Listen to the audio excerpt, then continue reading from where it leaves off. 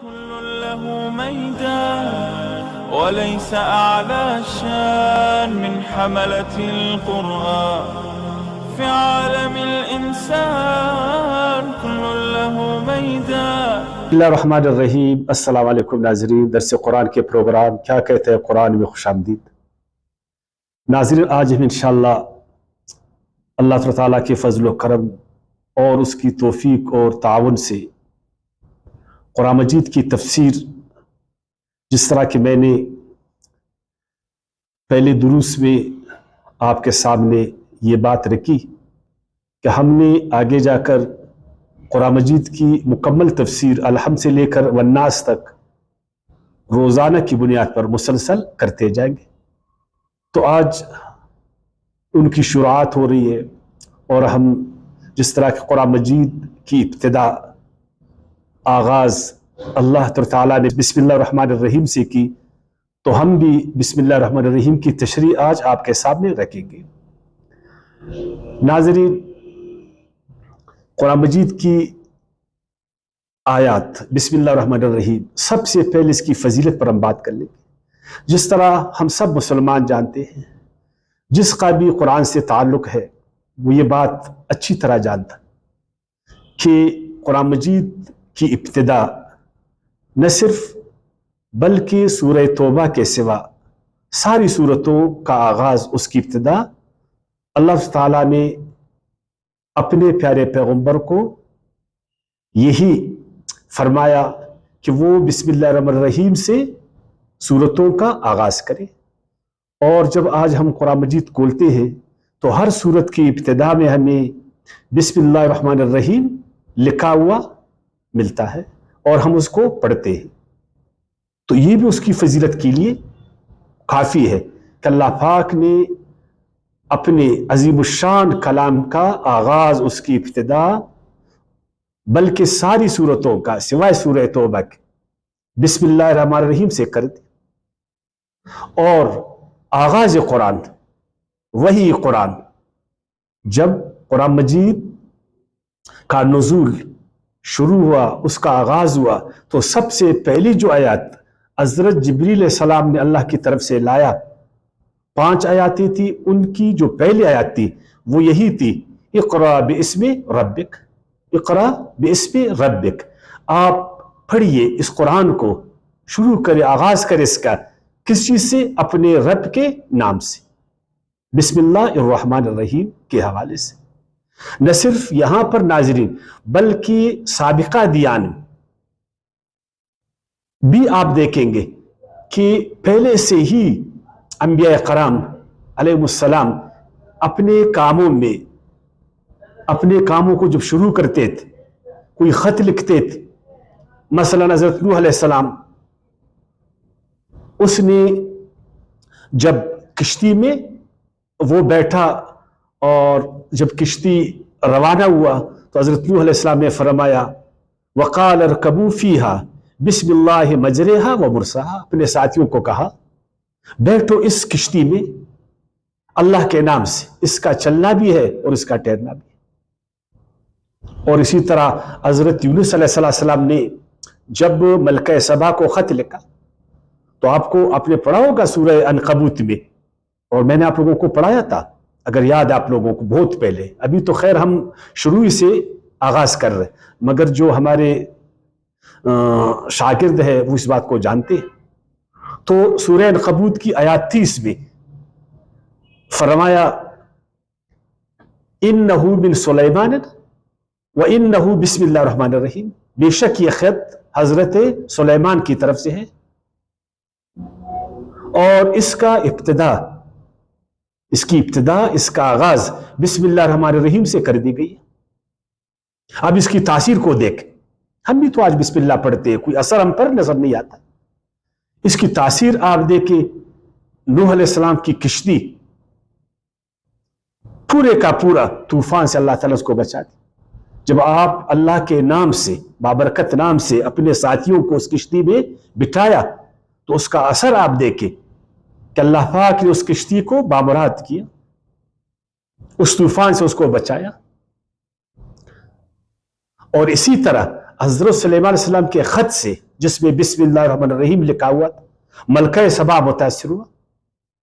سلطنت کے سارے عمراء اس سے متاثر ہوئے. اور اسی طرح آپ صلی اللہ علیہ وسلم جب بادشاہوں کو خطوط لکھتے تھے تو ان کی ابتدا بھی آپ صلی اللہ علیہ وسلم بسم اللہ الرحمن الرحیم سے کر دیتے تھے. اس کا ایک اثر ہوتا تھا، چاہے وہ خط کہاں پر بھی جاتا، بڑے بڑے نامور یعنی قیصر روم کے ہاں، کسرائے روم کے ہاں، اس کا ایک اثر ہوتا تھا. اور ہماری زندگیوں میں ہم بھی تو بسم اللہ پڑھتے، لیکن ہر آدمی خدا کے لیے کہی انتہائی معذرت کے ساتھ کوئی اثر اپنے آپ پر، اپنے اعمال پر ہم دیکھتے؟ ہمارا اور عمل اور وہ جو بسم اللہ نہیں پڑھتے ان کے اعمال میں کیا تاثیر ہے؟ کیا ایک علیحدہ پن ہم دیکھتے؟ کیا ایک امتیاز ہم دیکھتے؟ اب بسم اللہ الرحمن الرحیم کی حکمت کیا ہے؟ حکمت یہ ہے گویا کہ اس آیات کریمہ سے اللہ تعالی اس کے جو پڑھنے والے ہیں اس کا توجہ، اس کے کاموں کا رخ وہ اپنی طرف پھیر دیتا. جب ایک آدمی بسم اللہ الرحمن الرحیم پڑھتا ہے گویا کہ وہ اپنے اس کام میں اپنی رخ کو، توجہ کو اللہ کی طرف پھیر دیتا، اور وہ اس کام میں اللہ تعالیٰ کی خالقیت اور اس کی قدرت کا اعتراف کرتا ہے کہ جتنے بھی کام ہے اگر وہ صحیح معنوں میں انجام کو پہنچتے ہیں، اگر وہ کام کامیابی سے امکنار ہوتے ہیں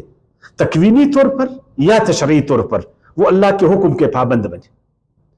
اگر ایک کام تکوینی طور پر اللہ کی فطرت اور قانون کے خلاف ہوگا وہ بامراد کامیاب نہیں ہوگا. اور اگر ایک دینی مسئلہ، ایک دینی کام، ایک تشریعی کام وہ اللہ تعالیٰ کے نام اور قانون، جو شریعت کا قانون ہے، جو شریعت کا حکم ہے، اس کے خلاف ہوگا، وہ پائے تکمیل تک نہیں پہنچے گا، وہ کامیاب نہیں ہوگا. تو اس طرح اس آیات کے ذریعے سے اس مومن آدمی کا رخ پھر جاتا ہے اللہ کے تکوینی قوانین کی طرف اور اس کے تشریعی قوانین کی طرف. پھر وہ جو بھی کام کرے گا وہ اللہ کے قانون جو تکوینی ہے اس کے مطابق کرے گا، اور جو شریعت کا حکم ہے اس کے مطابق وہ کرے گا. اور ہر کام میں وہ اللہ تعالی سے تعاون اور مدد کا خواستگار اور طلبگار ہوگا کہ میری اس کام میں اللہ تعالیٰ برکت ڈالے، میری کام جو ہے بارآور ہو جائے، میرا کام کامیاب ہو جائے، میرا مقصد وہ پورا ہو جائے. تبارک الذی بیدہ الملک وہو علی کل شیء قدیر، کیونکہ اللہ کی ذات ہی بابرکت ہے جو تمام کائنات کا مالک ہے اور ہر چیز پر وہی قادر ہے کہ ایک ذرے سے کائنات اور ایک دانے سے درختے بن گئے. ہر چیز کائنات میں آپ دیکھیں تو یہ پورے کا پورا کائنات وہ تکوینی طور پر اللہ کے حکم سے وہ چل رہی ہے. اس لیے مومن آدمی جب بسم اللہ پڑھتا ہے تو حکمت یہی ہے کہ میرا رخ، میرے کام کا رخ وہ اللہ کی طرف ہو جائے. اب اس کے فائدے کیا ہیں جب ہم بسم اللہ الرحمن الرحیم پڑھتے ہیں؟ ویسے تو بہت سارے لوگ فائدے بتاتے،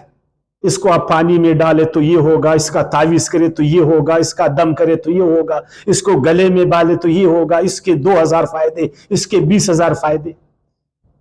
یہ واعظ لوگ پڑھتے ہیں، ضعیف روایات پیش کر امت کو بے ہمت بناتے. وہ فائدے نہیں جو ضعیف روایت سے ہمارے علماء صاحبان عوام کو متاثر کرنے کے لیے اپنے نسخے بیچنے کے لیے بیان کرتے، شہرت پانے کے لیے بیان کرتے. اور آج امت کی حالت ہمارے سامنے ہے، مسلمانوں کی حالت ہمارے سامنے. نہیں، فائدے اگر اس آیات کو ہم شعور کے ساتھ پڑھیں، سمجھ کے ساتھ پڑھیں، خلوص کے ساتھ ہم پڑھیں، اس کو ایک مقصد ہمارا ہو. کہ کتنی باتیں میں نے کہی، شعور کے ساتھ، خلوص کے ساتھ، سمجھ کے ساتھ، ایک مقصد کے تحت. کیا ہمیں علماء کرام نے یہ بتایا کہ ہم بسم اللہ کو شعوری پڑھ رہے یا غیر شعوری پڑھ رہے؟ اس میں ہم کس قدر مخلص ہیں یا نہیں ہے؟ ہم اس آیات کریمہ کو ایک مقصد کے تحت پڑھ رہے ہیں، یا ہمارا کوئی مقصد نہیں ہے؟ ہم اس آیات کریمہ کو سمجھتے ہیں یا اس کے فضائل یوں ہی ہم بتاتے جاتے؟ تو اگر ہم اس آیات کو اس طرح پڑھیں گے تو سب سے جو پہلا فائدہ ہوگا،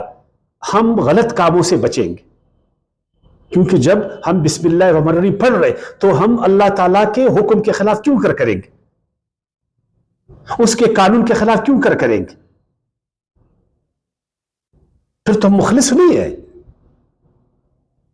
کہ میں اللہ کا نام لے کر حرام پانی پی رہا ہوں، اللہ کا نام لے کر ایک غلط کام کر رہا ہوں، اللہ کا نام لے کر غلط معاملات کر رہا ہوں، پھر تو میں مخلص نہیں ہوں، پھر تو میرا کوئی مقصد نہیں ہے۔ اور دوسرا بڑا فائدہ، یہ آیات کریمہ جس طرح پہلے میں نے کہا اپنے پڑھنے والے کا رخ کو صحیح راستے پر لگاتا، اللہ کے راستے پر لگاتا، اللہ کی شریعت کے راستے پر لگاتا، اللہ کے رسولوں کے راستے پر لگاتا، اور اللہ تعالیٰ کا جو قانون ہے کائنات میں کار فرما اس کی طرف لگا دیتا۔ اور اس تیسرا جو بڑا فائدہ ہے اس آیات کریمہ کے پڑھنے کا، اگر اس کو پھر وہی بات ہے، ہم خلوص کے ساتھ پڑھیں گے، ہم شعور کے ساتھ پڑھیں گے، ہم سمجھ کے ساتھ پڑھیں گے، اور ہمارا مقصد ہوگا تو اللہ کی تائید اور نصرت اور اس کی توفیق اور برکت ہمیں حاصل ہوگی۔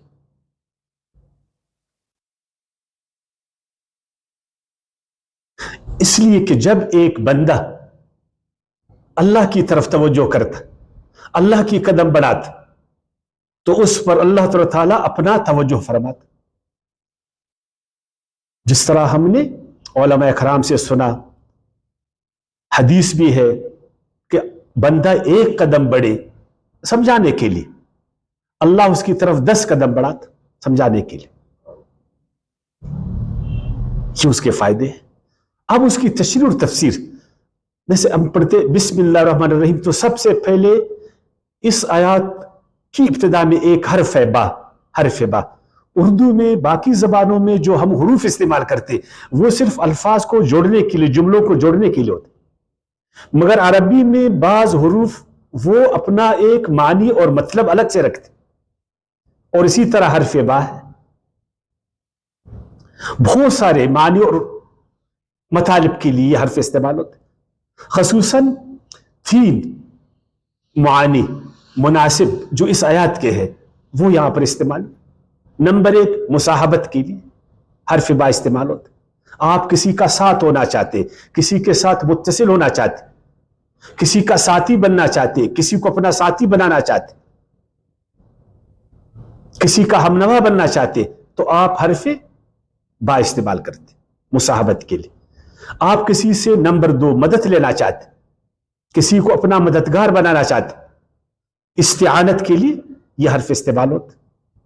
حرف با۔ اللہ کے نام کے ساتھ مصاحبت، اللہ کے نام کی مدد سے، اس کو کہتے استعانت، اور ایک تبرک کے لیے اس کو استعمال کرتے، تبرک کے لیے کسی سے برکت حاصل کرنا۔ بسم اللہ، اللہ کے نام کی برکت سے، بسم اللہ، اللہ کے نام کی مدد سے، بسم اللہ، اللہ کے نام کے ساتھ۔ اور مزید اگر میں تشریح کروں، یعنی اللہ کا جو قانون ہے تکوینی یا تشریعی، میں اس کے ساتھ آگے بڑھوں گا۔ اگر ہم اللہ کا ساتھی بننا چاہتے ہیں، اللہ کا دوست بننا چاہتے ہیں، اللہ کو اپنا دوست بنانا چاہتے ہیں، تو ہم نے اس کے قانون کی مخالفت نہیں کرنا ہے، اس کے قانون کے مطابق جو تکوینی قانون اور اس کی جو شریعت ہے، اس کا دین ہے، اس کے ہم نے خلاف نہیں جانا ہے، اس کے مطابق ہم نے جانا ہے، تو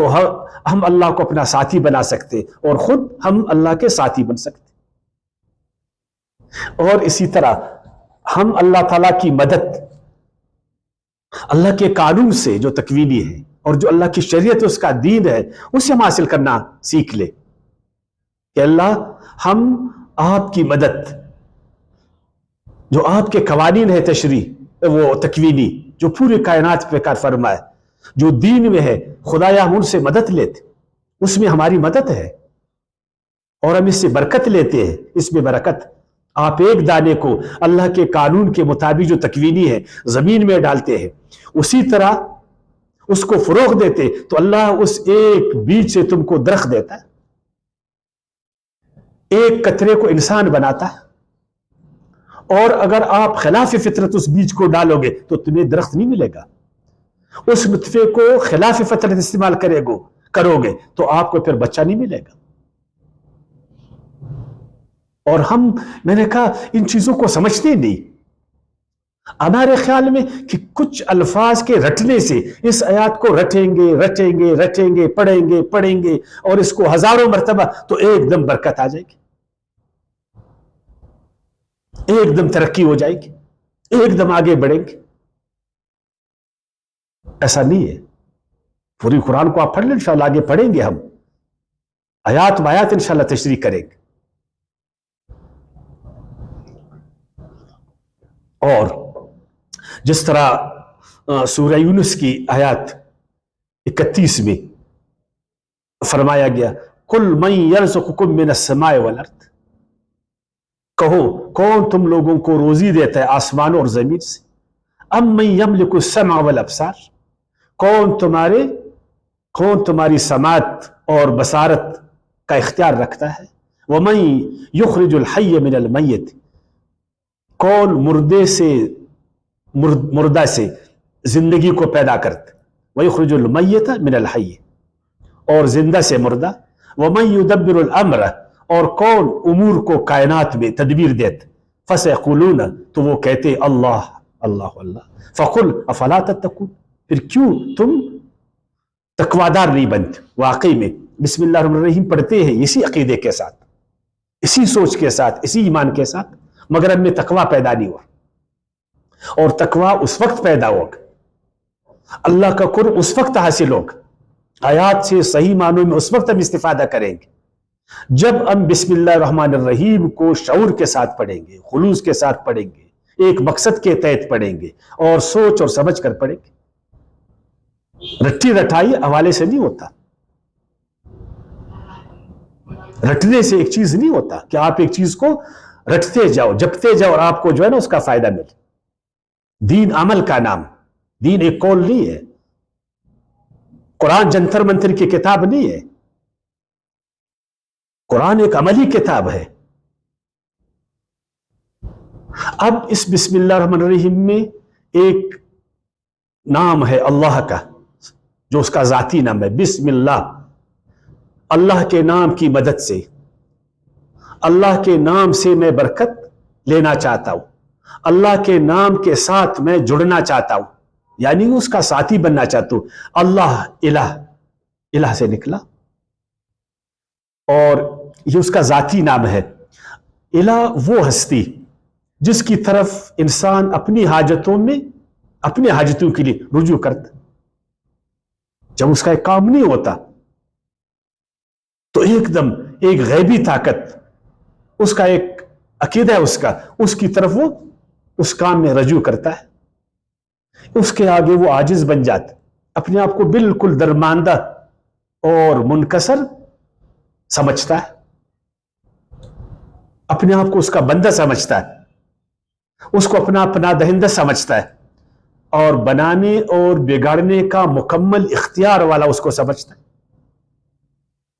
اپنی فلاح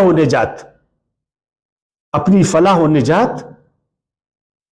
اسی کی آت میں وہ سمجھتے کہ میرا فلاح اور میری نجات اسی کی آت میں ہے اور پھر وہ مکمل اس کے آگے اپنے آپ کو ڈال دیتا ہے اس کے آگے رام ہو جاتا ہے یہ اللہ اور پھر اس کے دو عظیم صفات اس آیات میں بیان ہوئی الرحمن الرحیم بسم اللہ الرحمن الرحیم اللہ کے ذاتی نام اور دو صفات سے جو یہ کام میں شروع کر رہا ہوں میں اسے برکت لینا چاہتا ہوں، تبرک لینا چاہتا ہوں، مدد لینا چاہتا ہوں۔ ایک ہے رحمان، ایک ہے رحیم، اور دونوں یہ جو دونوں الفاظ ہیں یہ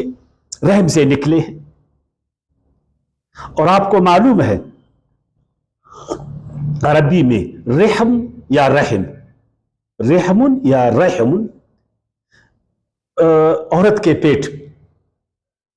پیٹ میں جو جہاں پہ بچہ پیدا ہوتا ہے، پرورش پاتا، جہاں بچہ پرورش پاتا ہے اس عضو کو عربی میں رحم یا رحم کہتے ہیں۔ اب اس کا کمال دیکھ، یعنی ایک نطفہ ایک بیضہ، مرد کا نطفہ عورت کا بیضہ، وہ اس رحم میں گئے۔ اب اس رحم نے اس نطفے اور بیضے کو پورا انسان بنایا، پورا انسان، مرحلہ وار آہستہ آہستہ کو انسان بنایا، تمام خارجی عوامل سے اس کی حفاظت کی، اپنے پناہ میں اس کو لی۔ سمجھو کہ یہ پوری کائنات ایک رحم ہے، ہماری حفاظت ہو رہی ہے اور ہم آگے بڑھ رہے ہیں، ہم تکمیل کی طرف جا رہے ہیں، ہم پر رحم ہو رہا ہے۔ اور عربی میں وہ عطیہ جو بلا معاوضہ ہو، جس کو عطیہ ہی کہتا، عطیہ ہوتا ہے بلا معاوضہ، اس کو بھی عربی میں کیا کہتے؟ رحمت کہتے، جو انسانوں کی ظاہری اور باطنی ضروریات کو پوری کرے مناسب طریقے سے، یا سامان حفاظت، اس کو بھی رحمت کہتے۔ اب رحمان رحمت کا جوش و خروش جس میں ہو، جس طرح ہم دیکھتے ہیں کائنات میں اللہ کی رحمت جوش اور خروش میں، کیا ماننے والے کیا نہ ماننے والے،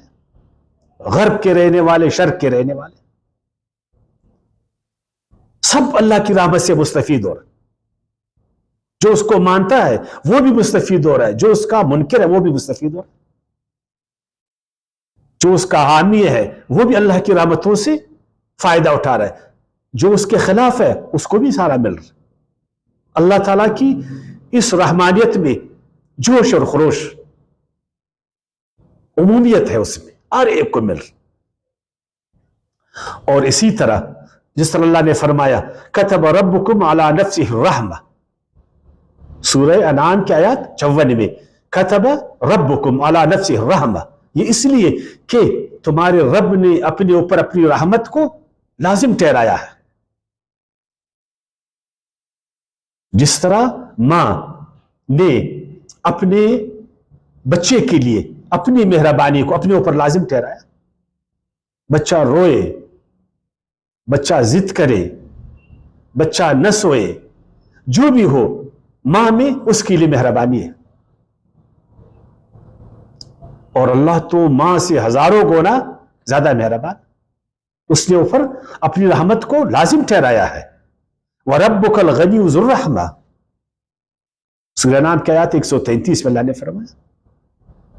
وَرَبُّكَ، تیرا رب، الغنی، بے پرواہ، ذو الرحمہ، رحمت والا ہے،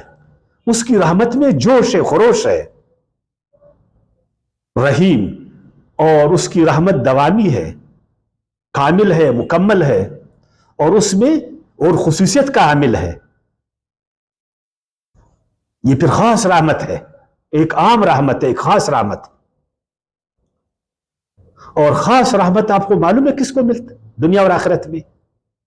سورۃ الاعراف کے آیت 56 میں اللہ نے فرمایا ان رحمت اللہ قریب من المحسنین، پھر وہ محسن کو ملتا ہے جس نے اچھائیاں کی ہے۔ اللہ کی رحمانیت سے تو سب فائدہ اٹھاتے، لیکن اللہ کی رحیمیت سے محسن آدمی فائدہ اٹھاتے، دنیا میں بھی آخرت میں، محسن، اچھائی کرنے والا، بلائی کرنے والا۔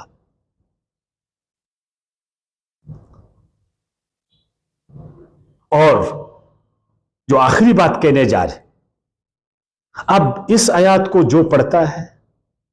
شعور کے ساتھ، سمجھ کے ساتھ، مقصد کے ساتھ، خلوص کے ساتھ، اور ایک مان کے ساتھ، ایک ایمان کے ساتھ، جس طرح ہم مومن لوگ 1 ارب 80 करोड़ या कम या उस कुछ ज्यादा, ये उनकी अभी जिम्मेदारी है, याद रखना। ये हमें किसी ने नहीं बताया। ये बिस्मिल्लाहिर्रहमानिर्रहीम के जो मानने वाले हैं, जो पढ़ने वाले हैं, जो उसके मुबल्लिगीन है, ये उनकी जिम्मेदारी है कि वो अल्लाह ताला की रहमानियत और रहीमियत को दुनिया में आम करे, फिर ताकि कोई शख्स, अल्लाह का बंदा, किसी भी वजह से अल्लाह की रहमानियत और रहीमियत से महरूम नहीं हो जाए। यह मुसलमानों की जिम्मेदारी है। क्यों फरमाया? सूरह अंबिया की आयत 10 में, 107 में, 21वीं सूरत की आयत 107 में, आप लोगों को मालूम नहीं वो मशहूर आयत, वमा अरसलनाका इल्ला रहमतल लिल आलमीन, और नहीं भेजा मैंने तुझे ए रसूल, वमा अरसलनाका, और हमने तुझे नहीं भेजा ए मेरे प्यारे रसूल, इल्ला रहमतन, मगर एक रहमत, लिल आलमीन, तमाम दुनिया वालों की। तो आप सब की जिम्मेदारी थी कि आप दुनिया के लिए रहमत बनकर आए। कुरान रहमत की किताब है। अल्लाह कुरान और रसूल के जरिए चाहा कि उसकी रहमत आम हो जाए। अब यह जिम्मेदारी मुसलमानों की है। सूरतुल हदीद की आयत 27 में अल्लाह पाक ने फरमाया, हजरत ईसा अलैहिस्सलाम के मानने वालों के हवाले से, पैरोकारों के हवाले से, वजअलना फी कुलूबिल लदीना तबअूहु राफतन व रहमा, और बेशक हमने ठहराया दिलों में उन लोगों के जिन्होंने इत्तिबा की हजरत ईसा अलैहिस्सलाम की, खुलूस के साथ, ईमान के साथ, सच्चाई के साथ, राफतन, नरमी, व रहमतन, और मेहरबानी। क्या हमारे दिल मुसलमानों के, इंसानों के लिए मेहरबान है? क्या मुसलमान का दिल अपने मुसलमान भाइयों के लिए मेहरबान है? क्या हमने अपनी दिलों को रहमत वाला बनाया, रहमत वाला? क्या हम मुसलमान लोगों के लिए रहमत का बायस है या रहमत का बायस? क्या हम लोगों ने अल्लाह की रहमत को रोके रखा या उसको आम किया? क्या हमने अल्लाह की रहमत को इंसानों पर जाहिर किया, उसको छुपाया? जहां जहां अल्लाह की रहमतों में रुकावटें पैदा हुई, क्या मोमिन लोगों ने, मुसलमान लोगों ने उन रुकावटों को दूर किया? क्या अल्लाह की रहमतों को पानी की तरह उन्होंने जारी रखा? क्या सारे दुनिया वाले मुसलमानों को, इसलिए सारे दुनिया वाले मुसलमानों को आज अपने लिए रहमत का बायस बनाते या रहमत का बायस मानते? अगर हम मेहरबान होंगे तो अल्लाह हम पर मेहरबान होगा, अल्लाह के बंदे हम पर मेहरबान होंगे, और लोग अल्लाह के दीन की तरफ जोक दर जोक आएंगे। और अगर हम रहमत का बायस बनेंगे इंसानों के लिए, अपने माशरे के लिए, अपने घर में, अपने शहर में, तो याद रखिए हम अल्लाह के यहां माखूज है। फिर तो हम बिस्मिल्लाहिर्रहमानिर्रहीम पढ़ते हैं, मगर इस आयत पर फिर हम अमल नहीं करते। हम माखूज, हमसे पूछ होगा, और अगर हम इस पर अमल करेंगे तो इसका फायदा हमें दुनिया में भी अल्लाह ताला देगा और आखिरत में भी देगा। वमा अलैना इल्लल बला।